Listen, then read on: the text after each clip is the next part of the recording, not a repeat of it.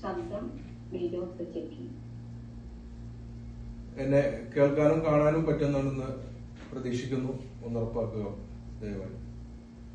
കേൾക്കാനേ സാധിക്കുന്നുണ്ട്. ശരി, കാണാൻ സാധിക്കുന്നുണ്ടോ? കാണാനും സാധിക്കുന്നു. തുടങ്ങാമോ? ഇന്നത്തെ 4ാമത്തെ മത്സരാർത്ഥി നോഫൽ തോട്ടങ്ങൾ. വിഷയം അനാവശ്യം.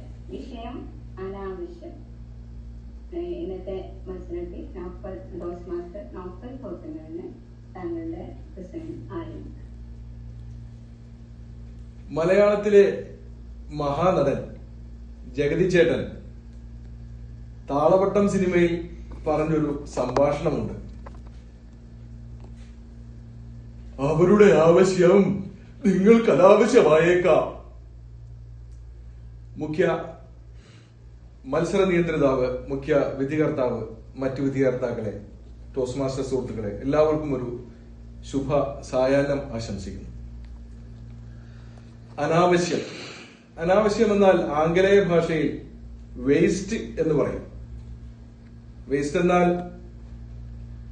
നാം അനവസരത്തിൽ പറയുന്ന ചില സംസാരങ്ങൾ, അല്ലെങ്കിൽ നമ്മുടെ പ്രവൃത്തികൾ, അല്ലെങ്കിൽ നമുക്ക് നഷ്ടപ്പെട്ടു പോയ ചില അവസരങ്ങൾ എന്നൊക്കെ അർത്ഥമുണ്ട്. ഈ വാക്കുകളെ ഓർമ്മപ്പെടുത്തിക്കൊണ്ടുള്ള എന്റെ ചില അനുഭവങ്ങൾ ഞാൻ നിങ്ങളുമായി പങ്കുവെക്കുകയാണ്. അനാവശ്യങ്ങൾ ഒഴിവാക്കിയാൽ നമ്മുടെ ജീവിതത്തിൽ നമുക്ക് സമയം ലാഭിക്കാം, നമുക്ക് നമ്മുടെ സന്തോഷം നിലനിർത്തുകയും ചെയ്യാം. ആദ്യമായി എനിക്ക് ഓർമ്മ വരുന്നത് എന്റെ ഭാര്യയുമായി ബന്ധപ്പെട്ടൊരു സംഭവമാണ്. ഞാൻ എന്നും ജോലിക്ക് ഇറങ്ങാൻ പോകുമ്പോൾ, 2ാം നിലയിലാണ് താമസം, താഴേക്ക് ഇറങ്ങാൻ വേണ്ടി പോകുമ്പോൾ രാവിലെ തന്നെ എന്റെ ഭാര്യ എന്റെ കയ്യിൽ മുടങ്ങാതെ ഒരു സാധനം കൊണ്ടുതരും. അത് വേറൊന്നുമല്ല, കഴിഞ്ഞ രാത്രിയിലെ അവശിഷ്ടം, വേസ്റ്റ്, അതൊരു പ്ലാസ്റ്റിക് സഞ്ചിയിൽ കെട്ടി എന്റെ കയ്യിൽ കൊണ്ടുതരും. പല സമയങ്ങളിലും ഞാൻ തിരക്കിട്ട് ഇറങ്ങാൻ പോകുമ്പോഴായിരിക്കും ഇത് കൊണ്ടുവരിക. എനിക്ക് പലപ്പോഴും ഒരു നീരസം തോന്നിയിട്ടുണ്ട്. ഒരു ദിവസം എന്റെ ഭാര്യ 2 സഞ്ചിയുമായി വന്നു.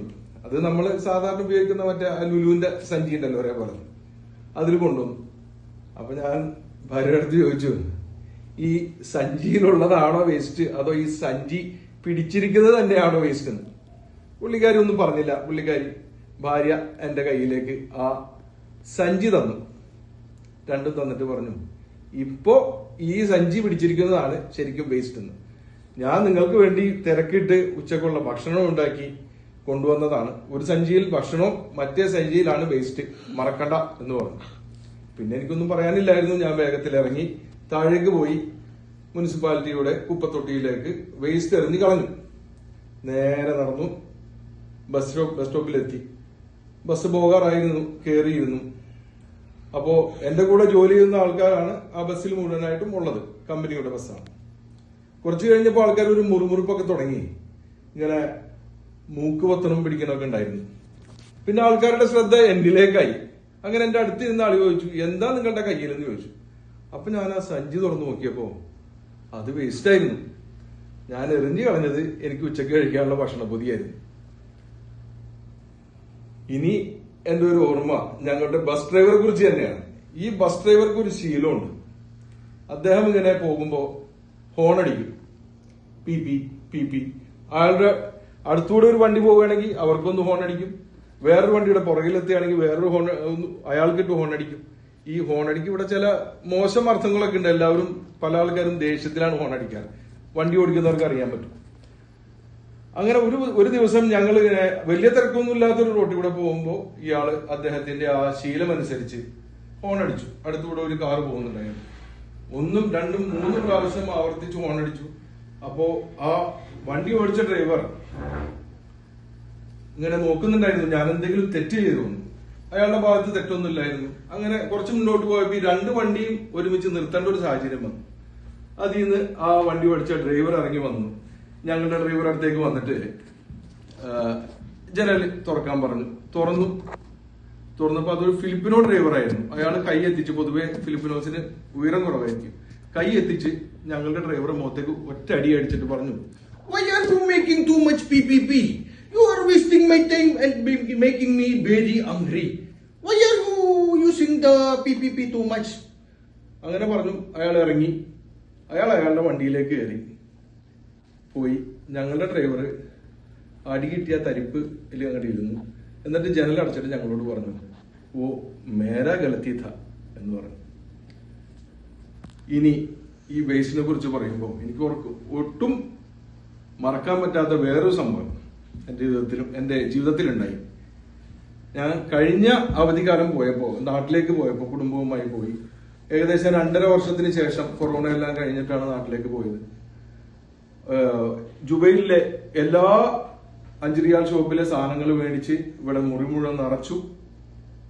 അങ്ങനെ തൂക്കമൊന്നും നഷ്ടപ്പെടാത്ത രീതിയിൽ അല്ലെങ്കിൽ കൂടാത്ത രീതിയിൽ അനുവദിച്ച തൂക്കങ്ങളിൽ നിന്ന് 1 കിലോ പോലും കുറയാത്ത രീതിയിൽ പെട്ടിയൊക്കെ കെട്ടി എയർപോർട്ടിലെത്തി. അവിടെ നിന്ന് നോക്കുമ്പോ കുറച്ച് കാശ് കൊടുക്കണമെന്ന് അവർ പറഞ്ഞു. തൂക്കം കൂടിപ്പോയി. എവിടെയോ ഞങ്ങൾക്ക് പിഴച്ചിരുന്നു. അങ്ങനെ അവര് ഞങ്ങളോട് പറഞ്ഞു, എന്തെങ്കിലും സാധനം നിങ്ങൾക്ക് ആവശ്യമില്ലാത്തുണ്ടെങ്കിൽ ഒഴിവാക്കിക്കോ, അല്ലെങ്കിൽ പൈസ അടക്കണമെന്ന് പറഞ്ഞു. അപ്പൊ ഞാൻ പെട്ടെന്ന് നോക്കിയത് എന്റെ ഭാര്യനായിരുന്നു. നോക്കുമ്പോ ഭാര്യ എന്നെ നോക്കിക്കൊണ്ടിരിക്കുകയാണ്. തെറ്റിദ്ധരിക്കരുത്, ഞാൻ ഭാര്യനെ ഒഴിവാക്കാനോ അല്ലെങ്കിൽ ഭാര്യ എന്നെ ഒഴിവാക്കാനോ അല്ല ഉദ്ദേശിച്ചത്. പെട്ടിയിൽ നിന്ന് ഒഴിവാക്കണം എന്നാണ് ഉദ്ദേശിച്ചത്. എന്തായാലും ഒന്നും ഞങ്ങൾ ഒഴിവാക്കിയില്ല. നാട്ടിലേക്ക് കൊണ്ടുപോയി സാധനങ്ങളെല്ലാം. കുറച്ച് പൈസ അടക്കുകയും ചെയ്തു.